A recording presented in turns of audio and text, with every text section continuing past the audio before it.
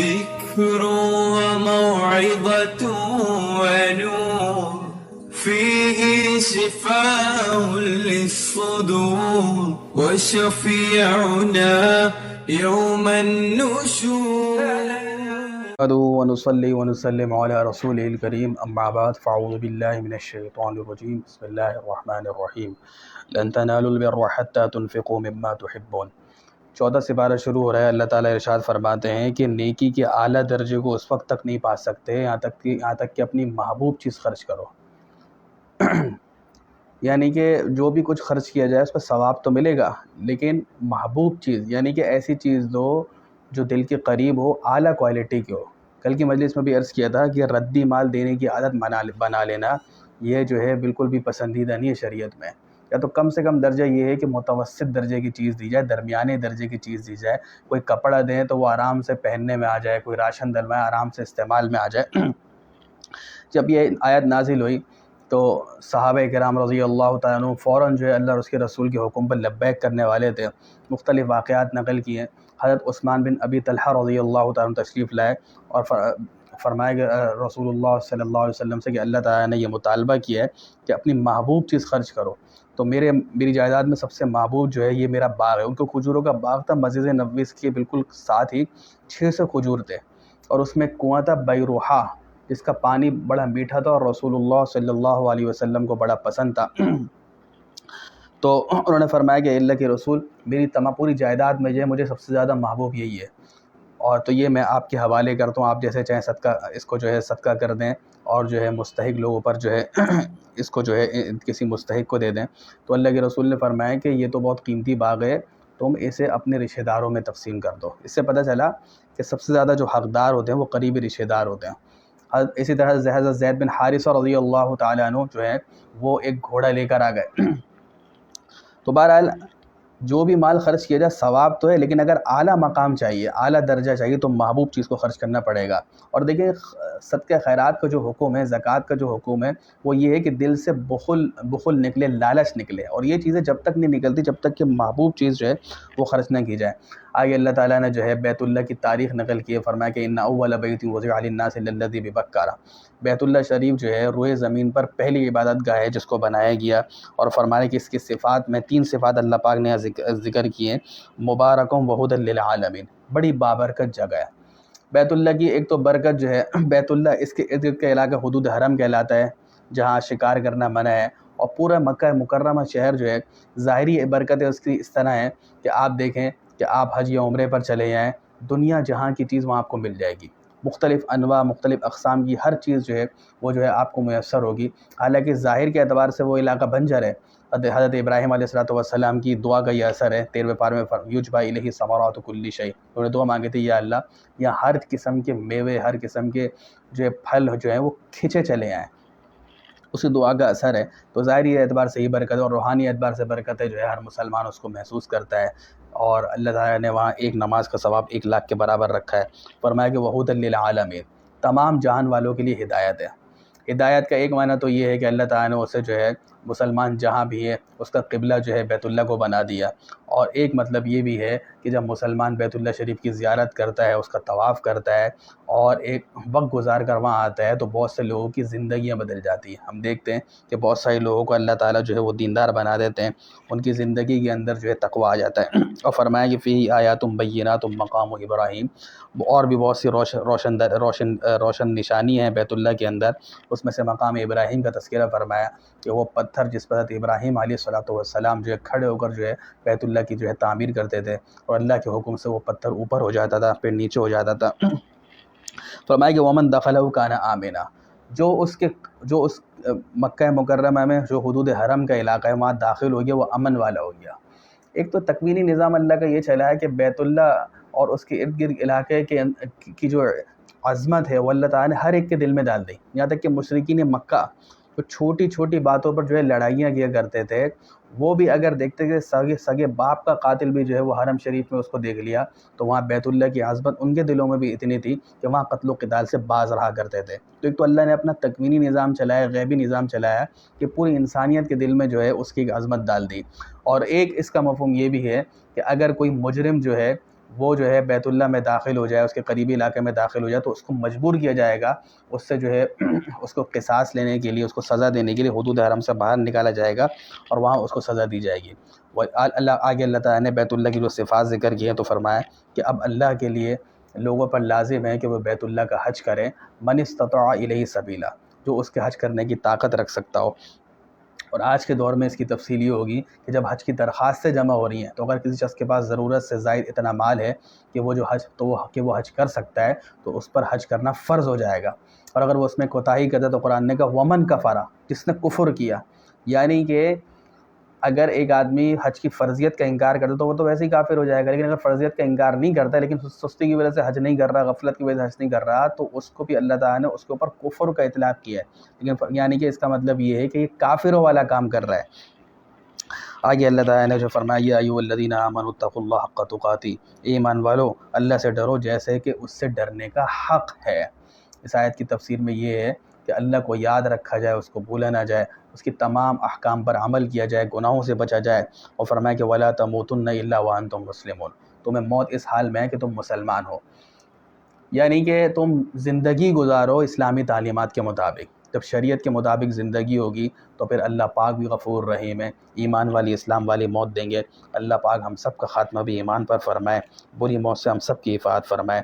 آگے اللہ تعالیٰ نے فرمایا وَاعْتَصِمُوا بِحَبْلِ اللَّهِ جَمِيعًا وَلَا تَفَرَّقُوا، اے مسلمانوں سب مل کر اللہ کی رسی کو مضبوطی سے تھام لو، وَلَا تَفَرَّقُوا، اور آپس کے اندر پھوٹ نہ ڈالو، چھوٹی چھوٹی ٹولیاں مت بناؤ، تفرقہ بازی مت کرو۔ پوری تاریخ گواہ ہے 1500 سال کی مسلمانوں کی کہ جب بھی مسلمانوں نے جو چیزوں کو لازم پکڑا، اللہ کی رسی سے مراد قرآن کریم ہے، قرآن کریم کی تعلیمات کو اپنی زندگی میں لے کر آئے مسلمان، سیاسی اعتبار سے معاشی ان کا نظام قرآن کے مطابق تھا، اور ان کی حدود اور قصاص کا نظام جو ہے وہ شریعت کے مطابق تھا، اور آپس میں اتحاد، اتفاق اور اجتماعیت جب تک قائم رکھی تو اللہ پاک نے اپنے وعدے کے مطابق وَأَنْتُمُ الْأَعْلَوْنَ إِن كُنتُم مُؤْمِنِينَ، پوری دنیا پر جو ہے جسے خلفائے راشدین کا دور ہے، اس کے بعد کا دور ہے، تو مسلمان جو ہے ہر اعتبار سے مستحکم رہے۔ آج وہ مسلمان سیاسی اعتبار سے، معاشی اعتبار سے، اقتصادی اعتبار سے جو ہم عدم استحکام کا شکار ہے، اس کی یہی دو وجہ ہیں کہ ہم نے جو ہے قرآن کریم کی تعلیمات کو پس پش ڈال دیا، اور آپس کے اندر ہم ٹولیوں میں بڑھ گئے، آپس کا اتحاد اور اتفاق ہمارے اندر ختم ہو گیا۔ اور آگے اللہ تعالیٰ نے فرمایا کہ وَلْتَكُن مِّنكُمْ أُمَّةٌ، کہ تم میں ایک ایسی جماعت تو ایسی ہونی چاہیے جو لوگوں کو خیر کی طرف بلائے، بھلی باتوں کو حکم دے اور برائی سے روکے۔ فرمایا کہ جن کے اندر یہ صفات ہیں تو وہی لوگ کامیاب ہیں۔ آگے اللہ فرماتے کہ تم بہترین امت ہو، تمہیں لوگوں کے فائدے کے لیے پیدا کیا گیا ہے، بھلی باتوں کو حکم دیتے ہو اور برائیوں سے روکتے ہو۔ دیکھیں اب یہ دو آیتیں ہیں، ایک تو یہ ہے کہ خیر امہ، بہترین امت کا جو امت محمدیہ کو ٹائٹل ملا ہے، اس کی وجہ ہی یہ ہے کہ تم جو ہے بھلی باتوں کو حکم دیتے ہو اور برائی کو روکتے ہو۔ ایک تو یہ ہے کہ یہ تو دیگر امتیں بھی کرتی تھیں، پچھلی امتیں، لیکن خیر الامہ اس وجہ سے کہ ایک تو یہ کہ ان کی ڈیوٹی بڑی لمبی ہے، اب کوئی نبی نہیں آئے گا ختم نبوت کے طفیل، قیامت تک امت کو یہ کام کرنا ہے۔ اور دوسرا سب سے اہم بڑی بات یہ کہ دین کا کام کرنا ہے، بھلی باتوں کو حکم دینا ہے، برائی سے روکنا ہے، یہ مشن بنا کے، مقصد بنا کے، اس کو اوڑھنا بچھونا بنانا ہے۔ ورنہ تو جیسے کہ ہر آدمی بولتے ہیں ہم نماز تو پڑھ لیتے ہیں، لیکن اصل قرآن کیا کہتا ہے؟ اقامت صلاۃ، کہ 5 وقت کی نماز پابندی کے ساتھ ہو، سنن و مستحبات کے مطابق ہو، تب جا کے پورے نماز کے فوائد اور فضائل حاصل ہوں گے۔ تو اسی طریقے سے دین کا کام کرنا صرف مقصد نہیں ہے، بلکہ دین کا کام مقصد بنا کر، مشن بنا کر کرنا مقصد ہے۔ جیسے جو ہے صحابہ کرام کی زندگیوں میں ہمیں ملتا ہے، ایک غزوہ تبوک کی آپ مثال لے لیں کہ کھجور، سارے سال کی کھجور پک رہی ہے، تیار ہو رہی ہے، لیکن جب اللہ کا حکم آئی ہے کہ آپ مدینہ سے جو ہے تبوک کی طرف سفر کرنا اور رومیوں سے جہاد کرنا ہے، تو انہوں نے لبیک کہا، اور اپنی کھجوروں جس پر پورے سال کی معیشت کا دار و مدار تھا، اس کو انہوں نے چھوڑ دیا، اللہ رسول کے حکم کو جو ہے مقدم رکھا، اور انہوں نے جو ہے دینی تعلیمات کو مقدم رکھا۔ تو اس طریقے سے، اور اس کی تفسیر حدیث میں آئی ہے کہ فرض درجے میں تو جب ہو جائے گا کہ اگر کسی کوئی برے کاموں کو دیکھ رہا ہے تو فرمایا کہ تم میں سے من رأى منکم منکرا، تم میں سے کوئی بری بات دیکھے، برائی کو دیکھے تو اس کو اپنے ہاتھ سے روکے۔ ایک تو یہ ہے کہ اسلامی مملکت کی ذمہ داری ہے، حکمرانوں کی ذمہ داری، ان کو اللہ نے طاقت دی کہ ایسے قوانین بنائے کہ برائی کا سد باب ہو، اور ہر آدمی جو ہے اپنے ماتحت کے اوپر یہ نافذ کر سکتا ہے۔ مثال کے طور پر مرد جو ہے سربراہ گھر کا، اگر وہ بیوی بچوں کے اندر، اپنے چھوٹے بھائی بہنوں کے اندر کوئی خرابی دیکھتا ہے تو ان کو صرف زبان سے سمجھانا کافی نہیں، ہاتھ سے روکنا ضروری ہے برائی کو. اور اگر ہاتھ سے روکنے کی طاقت نہیں ہے، اب طاقت نہ ہونے کا ایک مطلب تو یہ ہے کہ اسے اگر وہ برائی کا ہاتھ سے سد باب کرے گا تو اس کی جان کو خطرہ لاحق ہو سکتا ہے، یا فتنے کا اندیشہ ہے، فتنہ پھیل جائے گا. تو اس صورت میں یہ ہے کہ زبان سے منع کرے، اور اگر زبان سے طاقت نہیں تو کم سے کم دل سے برا جانے. یہ تو یہ کہ برائی اگر کوئی شخص دیکھتا ہے تو اس پر نہیں عن المنکر، اس برائی کا سد باب ان 3 درجات کے مطابق فرض ہو جائے گا. اس کے علاوہ جو ہے ہر وقت یہ کام کرنا، اس میں ایک جماعت تو ایسی ہونی چاہیے، قرآن کہتا ہے کہ جس کا اوڑھنا بچھونا ہی یہی ہو، جو فرض کفایہ. اب اس میں الحمدللہ مدارس بھی کام کر رہے ہیں، کیونکہ معروف اور منکر کے اندر پورا دین آ گیا. کیونکہ دین کے دو ہی اجزاء ہیں، ایک ہے اوامر جو اللہ اور اس کے رسول کے احکامات ہے، کرنے کے کام ہے وہ بھلے کام ہے، اور ایک ہے جو نہ کرنے کے کام ہے جس کو قرآن نے منکر کہا. تو الحمدللہ مدارس بھی یہ کام کر رہے ہیں، خانقاہ بھی یہ کام کر رہی ہے، تبلیغی جماعت بھی یہ کام کر رہی ہے. اللہ تعالیٰ سب کے کاموں کو قبول فرمائے. آگے اللہ تعالیٰ نے فرمایا یا ایھا الذین آمنوا لا تتخذوا بطانۃ من دونکم. آج کے تناظر میں بہت اہم حکم ہے ایمان والو، اپنے علاوہ کسی میں سے کسی کو بھی رازدار مت بنانا. حضرت عمر رضی اللہ تعالیٰ عنہ کو ایک منشی کی ضرورت، اس دور میں تو منشی کہتے تھے، آج کل اس کو اکاؤنٹنٹ کہتے ہیں، حساب دان. تو بعضوں نے رائے دی کہ بھائی اس کو رکھ لیں، لیکن وہ نصرانی تھا اور اس کام میں بڑا ماہر ہے. لیکن حضرت عمر رضی اللہ تعالیٰ نے اسی آیت سے استدلال کیا کہ راز کا جو کام ہے، اہم جو منصب ہے، وہ کسی غیر مسلم کو دینا جائز نہیں ہے. قرآن نے اسی وجہ بتائی لا یألونکم خبالا، کیونکہ اس کے دل میں کفر ہے، وہ تمہیں نقصان پہنچانے میں کبھی کوئی کسر نہیں چھوڑیں گے. وَدُّوا مَا عَنِتُّمْ، وہ تو چاہتے ہیں کہ تم لوگ مشقت میں پڑے رہو، تمہیں جو ہے تکلیف پہنچے. قَدْ بَدَتِ الْبَغْضَاءُ مِنْ أَفْوَاهِهِمْ، اور بسا اوقات دیکھو کہ ان کی زبانوں سے بغض ظاہر ہو جاتا ہے. جیسے آج کل آئے دن جو ہے غیر مسلموں سے آپ دیکھیں دین دشمنی عناصر، دین دشمنی باتیں جو ہے ان کے زبانوں سے ظاہر ہوتی ہیں. وَمَا تُخْفِي صُدُورُهُمْ أَكْبَرُ، اور جو کچھ دلوں میں چھپایا ہوا ہے وہ تو اس سے بھی بڑا ہوا ہے. آگے قرآن کریم نے جو ہے بدر اور احد کا قصہ نقل کیا. اصل مقصود تو غزوہ احد کو ذکر کرنا ہے، لیکن بدر کو بھی اللہ پاک نے ضمناً ذکر کیا کہ یاد کرو وہ وقت جب اللہ تعالیٰ نے بدر میں جو ہے 3000 فرشتے تمہارے لیے بھیجے، اور اللہ تعالیٰ نے جو ہے تمہیں فتح عطا فرمائی. اور اس کے بعد احد کا ذکر کیا ہے. بدر میں مسلمانوں کو اللہ پاک نے فتح دی. اگلے سال غزوہ احد ہوا اور اس میں مسلمانوں کو عارضی شکست ہوئی، 70 صحابہ کرام شہید ہو گئے. اور اس کی بنیادی وجہ جو قرآن نے بیان کی وہ یہ تھی کہ حضور اکرم صلی اللہ علیہ وسلم نے حضرت عبداللہ بن جبیر رضی اللہ تعالیٰ عنہ کو امیر بنایا کہ اس ٹیلے کے اوپر، اس پہاڑی کے اوپر رہنا ہے، اور 50 تیر اندازوں کو وہاں مقرر کیا، اور تاکید یہ کی کہ یہ جگہ آپ کو بالکل بھی نہیں چھوڑنی. لیکن جب جنگ شروع ہوئی تو مسلمانوں کو پلڑا بھائی رہا اور کفار کے قدم اکھڑنے لگے. تو 40 صحابہ کرام جو ہے وہاں ٹیلے سے ہٹ گئے اور غنیمت جمع کرنے لگے. ان کے امیر نے منع کیا تو انہوں نے کہا بھئی اللہ کے رسول کا مقصد یہ تھا کہ جب تک جنگ جاری رہے، اب تو کفار کے قدم اکھڑ رہے ہیں اور جو ہے جنگ ختم ہونے پر تو غنیمت جمع کرنے میں کوئی حرج نہیں ہے. تو جب حضرت خالد بن ولید رضی اللہ تعالیٰ عنہ اس وقت جو ہے وہ ایمان نہیں لائے تھے، انہوں نے دیکھا کہ بھائی یہاں سے جو ہے رستہ خالی ہے، تو پلٹ کے زوردار حملہ کیا، اور جو مشرکین جن کے قدم اکھڑ گئے تھے وہ بھی واپس آ گئے اور مسلمانوں پر جو ہے انہوں نے جو ہے حملہ کر دیا. اور اسی اثنا میں ایک افواہ مشہور ہو گئی کہ حضور اکرم صلی اللہ علیہ وسلم شہید ہو گئے، تو صحابہ کرام کے مزید قدم اکھڑ گئے اور اسی دوران 70 صحابہ کرام شہید ہو گئے. بہرحال قرآن نے جو ہے صحابہ کرام کو یہاں تنبیہ کی ہے کہ دیکھو ہمارے نبی کا حکم ٹوٹا تو یہ جو ہے تمہیں احد کی عارضی شکست کا سامنا کرنا پڑا. اس سے یہ پتہ چلتا ہے کہ آپ یہ دیکھیں بدر میں مسلمانوں کی تعداد 313 ہے اور احد میں تو 700 تھی، لیکن وہاں فتح اور یہاں جو ہے عارضی شکست ہو گئی کیونکہ نبی کا حکم ٹوٹ گیا. اس سے پتہ چلا کہ آج مسلمان جو ہے معاشی اعتبار سے، سیاسی اعتبار سے، اقتصادی اعتبار سے ہم کیوں عدم استحکام کا شکار ہیں، کیوں ہم پریشان ہیں. ہم نے کتنی اللہ رسول کی تعلیمات کو پس پش ڈال دیا، تو ہم کس طرح جو ہے وہ ترقی کر سکتے ہیں. تو یہی حکم ہے، اگر ہم انفرادی اعتبار سے، معاشی اعتبار سے، اقتصادی اعتبار سے، ملکی اعتبار سے ہم استحکام چاہتے ہیں، کامیاب ہونا چاہتے ہیں، تو ہمیں جو ہے شریعت کو جو ہے اور اللہ اس کے رسول کی تعلیمات کو جو ہے سینے سے لگانا پڑے گا. آگے جو ہے لیکن اتنی بات ذہن میں رہے کہ اللہ پاک نے یہاں صحابہ کرام کو تنبیہ تو فرمائی، لیکن جگہ جو ہے اور اس کی حکمت بھی بیان فرمائی. اور ان کو تسلی بھی دے دی کہ بھائی ٹھیک ہے وَتِلْكَ الْأَيَّامُ نُدَاوِلُهَا بَيْنَ النَّاسِ، یہ دن تو جو ہے حالات ہم بدلتے رہتے ہیں، جس طرح خوشی ہے تو غم بھی ہے، صحت ہو تو بیماری بھی ہے، غربت ہے تو خوشحالی بھی ہے۔ اسی طریقے سے بدر کے اندر تمہاری فتح ہوئی تو ابھی عارضی شکست ہو گئی، وَلَا تَهِنُوا وَلَا تَحْزَنُوا، کمزور مت پڑو، غمگین مت ہو، وَأَنْتُمُ الْأَعْلَوْنَ إِن كُنتُم مُؤْمِنِينَ، اور اگر دیکھو تم نے ایمانی تعلیمات پر عمل کیا، ایمانی تقاضوں کے مطابق جو ہے تم آئندہ چلے تو تم ہی سر بلند رہو گے۔ اور آگے اللہ نے فرمایا کہ دیکھو وَلِيُمَحِّصَ اللَّهُ الَّذِينَ آمَنُوا، حکمت بیان کی کہ اللہ پاک نے ایمان والوں کو نکھار دیا اس آزمائش سے، وَيَتَّخِذَ مِنكُمْ شُهَدَاءَ، اور تم خود جو ہے جو بدر میں پیچھے نہیں جا سکے تھے صحابہ کرام، وہ جو ہے شہید ہونے کی طلب لے کر آئے تھے، اور اللہ پاک نے فرمایا کہ دیکھو تمہیں عارضی شکست ہوئی لیکن اس میں یہ بھی حکمت ہے کہ بہت ساروں کو اللہ پاک نے شہادت عطا فرما دی۔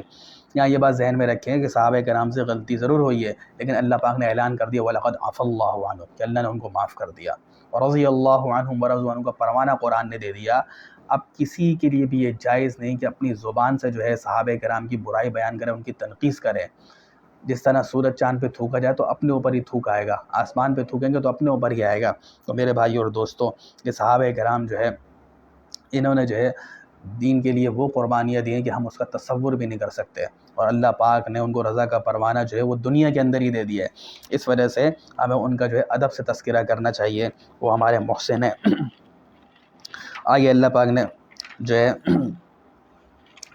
آخر میں سورہ آل عمران میں یہ ذکر کیا، یا یہ 4 قسم کے احکام دیے، یا ایھا الذین آمنوا اصبروا وصابروا ورابطوا واتقوا اللہ لعلکم تفلحون، فرمایا کہ اے ایمان والو صبر کو لازم پکڑو، وصابروا، اور صبر کا اعلیٰ درجہ یہ ہے کہ جب دشمن سے مقابلہ ہو جائے تو ڈٹ کر لڑو، اور یہ جو ورابطوا، مرابط کا ایک مطلب تو یہ ہے کہ اسلامی سرحدوں پر نگرانی کی غرض سے، حفاظت کی غرض سے جو ہے ہتھیار ساتھ لینا اور جو ہے سرحدوں کی حفاظت کرنا۔ حدیث شریف میں اس کے بڑے فضائل ہیں، فرمایا کہ ایک دن کا رباط، یعنی کہ جو ایک دن جو ہے اسلامی سرحدوں کی حفاظت کے لیے کھڑا ہوتا ہے تو یہ دنیا و ما فیہا سے بہتر ہے۔ اس کی وجہ یہی ہے کہ جب اسلامی سرحدیں محفوظ ہوں گی تو ملک کے اندر امن و امان قائم ہوگا، اور دین کا کام بھی آسانی سے ہوگا، لوگ جو ہے عبادات پر آسانی کے ساتھ عمل کریں گے۔ اور ایک رباط کی تفسیر حدیث میں ہے کہ ایک انتظار کے بعد ایک نماز کے بعد دوسری نماز کے لیے دوسری نماز کے انتظار میں رہنا، اس کو بھی جو ہے یہ اجر و ثواب ملے گا۔ اور فرمایا کہ واتقوا اللہ لعلکم تفلحون، اللہ سے ڈرتے رہو تاکہ تم کامیاب ہو جاؤ۔ آگے سورہ نساء شروع ہوتی ہے، یہ بھی مدنی صورت ہے، اور نساء کہتے ہیں عورتوں کو۔ دیکھیں آج ہیومن رائٹس کی تنظیمیں بڑا خواتین کے جو ہے حقوق کی بات کرتی ہے، لیکن قرآن کریم نے جتنے حقوق بیان کیے ہیں، دین اسلام میں اتنے خواتین کے حقوق بیان کیے ہیں، وہ کسی نے بھی بیان نہیں کیے۔ پوری سورت الرجال کوئی سورت نہیں کہ رجال مردوں کو کہتے ہیں، لیکن نساء کے نام سے پوری سورت آ گئی۔ اور اللہ پاک نے جو ہے فرمایا کہ وَآتُوا النِّسَاءَ صَدُقَاتِهِنَّ نِحْلَةً، کہ دیکھو زمانے جاہلیت میں مختلف قسم کے مظالم اور خواتین پر ہوتے تھے۔ ایک تو یہ ہے کہ نکاح کر لیا تو مہر کھا گئے، مہر نہیں دیتے تھے، تو قرآن نے کہا کہ عورتوں کو ان کا مہر دے دو نحلہ، خوشی کے ساتھ۔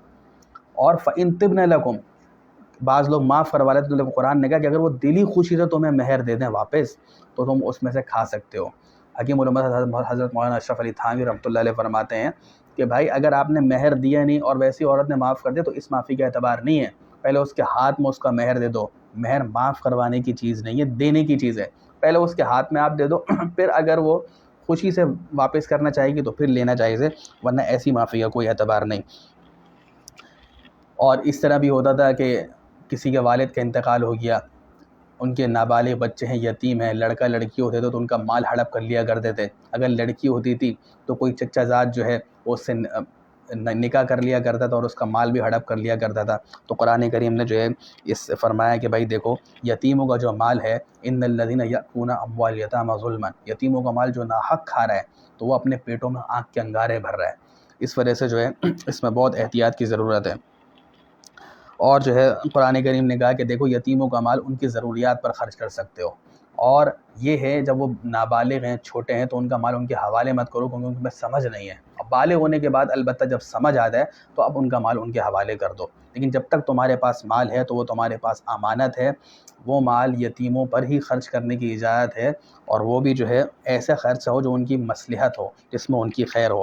آگے اللہ پاک نے جو ہے پورا ایک رکوع وراثت کے بارے میں اتار دیا، یوصیکم اللہ فی اولادکم، اللہ تمہیں وصیت کرتے ہیں تمہاری اولاد کے بارے میں، تاکید حکم دیتے ہیں کہ للذکر مثل حظ الانثیین، ایک مرد کو اتنا ملے گا جتنا دو عورتوں کو ملے گا۔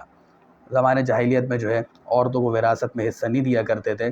دیکھیں قرآن نماز اور زکوٰۃ اور روزے جیسے حکم کے بارے میں قرآن کریم میں اصولی ہدایات ہیں، تفصیلات احادیث مبارکہ میں، لیکن جب وراثت کی بات آئی تو اللہ تعالیٰ نے یہ ذمہ داری رسول اللہ صلی اللہ علیہ وسلم پر نہیں چھوڑی، بلکہ پورا رکوع جو ہے وہ نازل کر دیا سورہ نساء کے شروع میں۔